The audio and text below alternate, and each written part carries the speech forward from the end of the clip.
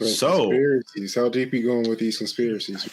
It's all day. What are we doing? How does this concern? more of a kind of a scary story, I guess, than a tale. I went down deep and dug and looked for a good couple of things I thought would be interesting, and this one stood out to me in particular. The story of the Man from Taured. Are you guys familiar with the story? Nope. I'm sorry, what did you say it was? The Man from Taured. Oh, no. From Taured. Nope, never heard of it.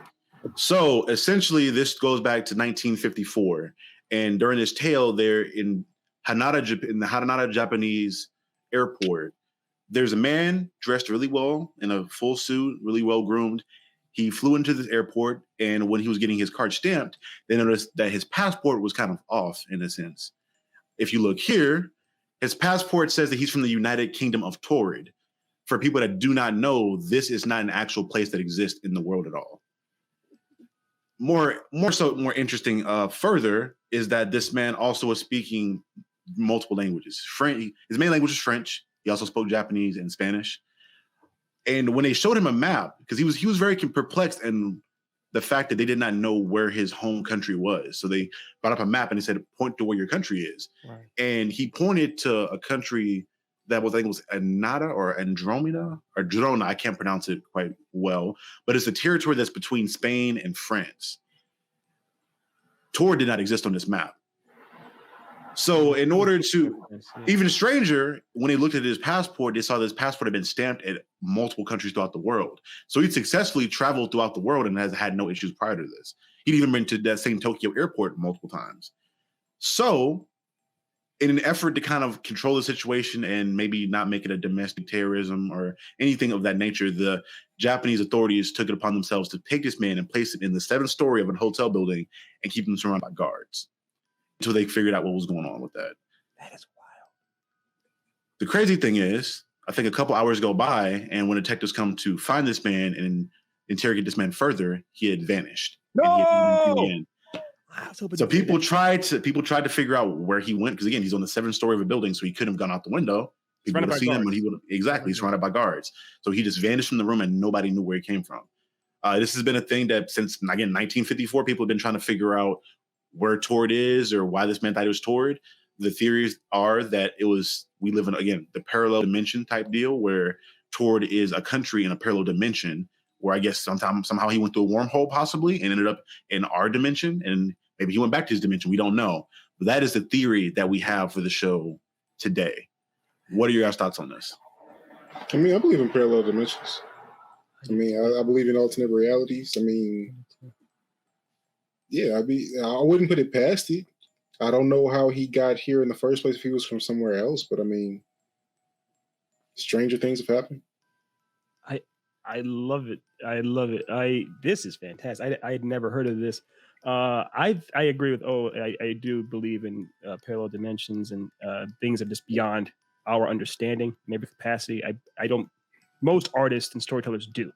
So this is amazing. I don't have any kind of real theory about what could possibly what he is or where it happened to him and like that. But I love the idea that he wasn't trying to be sneaky or clandestine when he went to the airport. He was like, here it is. Like, so to him, it's like whatever this being was, this was just another day for him.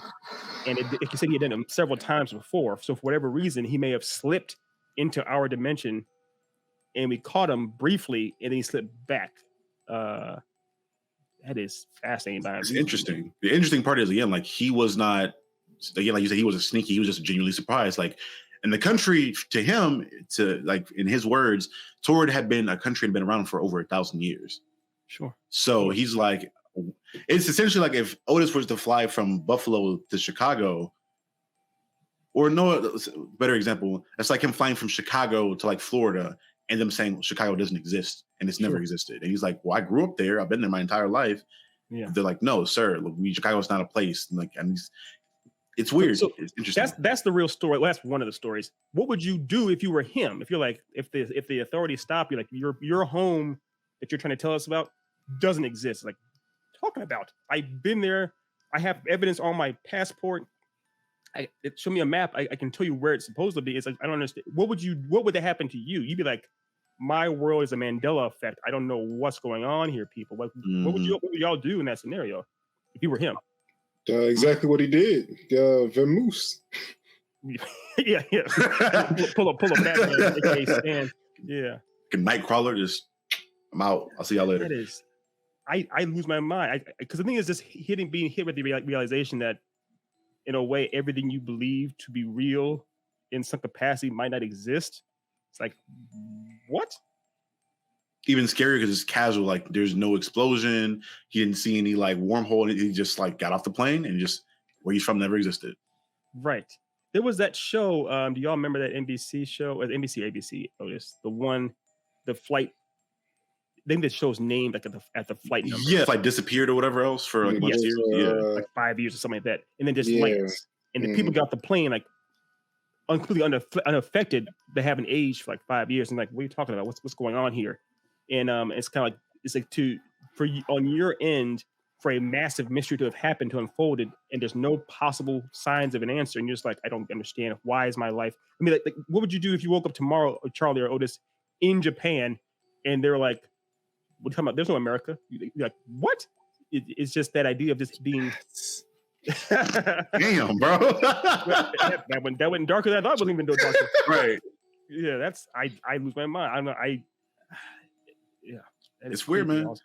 But that is the conspiracy for today. We'll probably bring the segment back at some point. But please bring it back. Yeah, please we'll bring it back. I got to do some more research and find some more stories. Again, you guys know I love horror. I'm a horror fan. So anything that's creepy, scary, I try to influence that and bring it into the show in spurts throughout it.